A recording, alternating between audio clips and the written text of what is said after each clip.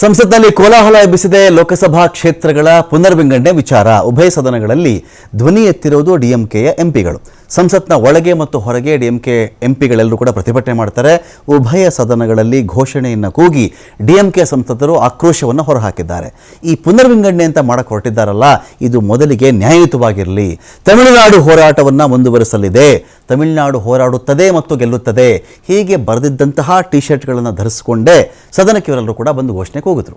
T shirt ಕಂಡು speaker Om Birla ಕೆಂಡಾಮಂಡಲರಾಗ್ಬಿಡ್ತಾರೆ. ಇದೇನ್ರಿ ಇದು, ನೀವು ಟಿ ಶರ್ಟನ್ನು ಚೇಂಜ್ ಮಾಡ್ಕೊಂಡು ಬರೋವರೆಗೂ ನಾನು ಸದನ ನಡೆಸಲ್ಲ, ಚೇಂಜ್ ಮಾಡ್ಕೊಂಡು ಬಂದರೆ ಮಾತ್ರ ಸದನ ನಡೆಸ್ತೀನಿ ಅಂತ ಹೇಳ್ತಾರೆ.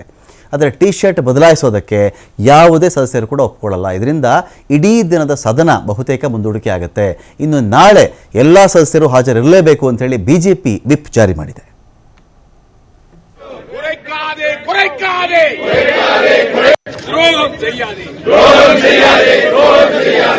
மோடி அரசு துரோகம் செய்யாதே, தமிழ்நாட்டுக்கு துரோகம் செய்யாதே, தமிழ்நாட்டுக்கு துரோகம் செய்யாதே,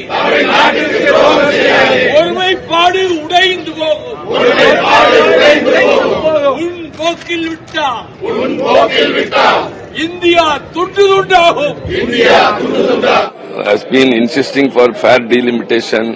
Some 7 states will be affected and we are organizing everything. But so far no response from the government. So we are continuing the demonstration every day in a manner.